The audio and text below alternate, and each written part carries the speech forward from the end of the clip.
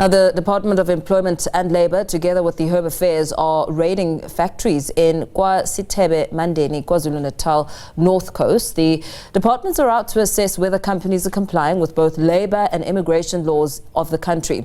Deputy Minister of Employment and Labour, KwaSithebe, says they found over 400 undocumented foreign nationals working at one of the factories.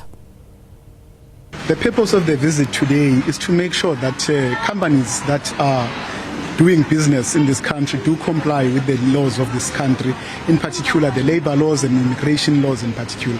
So we have been to different companies here in KwaSithebe Mandeni, and what we have found is appalling, I must say. The level of non-compliance is very high, and that's why we deliberately came here, because this is a targeted inspection work that we are doing, because we have heard quite a lot about how these companies are treating our people, how they are behaving in terms of paying our people regarding the minimum wage, the Basic Condition of Employment Act, and many other things. But what we have found, which is worse, is the number of illegal foreign immigrants that we have found in these companies. I've been to two companies right now. In the first company, it's the same stuff. Both of them, they operate the same, but I've heard that they come from the same big company. They are a chain of companies.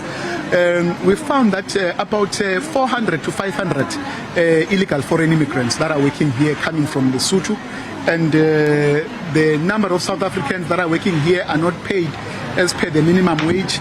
They are paid far below minimum wage, which is very sad, because we set the standard of minimum wage because we wanted to protect the vulnerable workers who are at the bottom end of the labor market. But also they are not registered with UIF, they are not registered with compensation fund, meaning if you are not registered with UIF, if you lose your job, government can't be able to, UIF can't be able to pay you while you are still looking for the job or looking for work. But if you are not registered with compensation fund again, it means if you get injured, you won't be able to be paid by government. It ends there. So that is high level of non-compliance.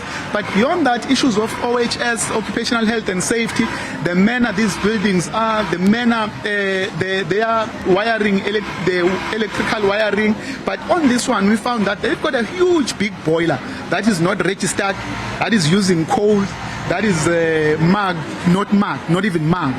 Another one on the other side, it's marked in Chinese, and the laws in this republic don't allow that. But there is a high level of non-compliance again when it comes to how these people are getting paid. They don't get pay slips, they don't get leave.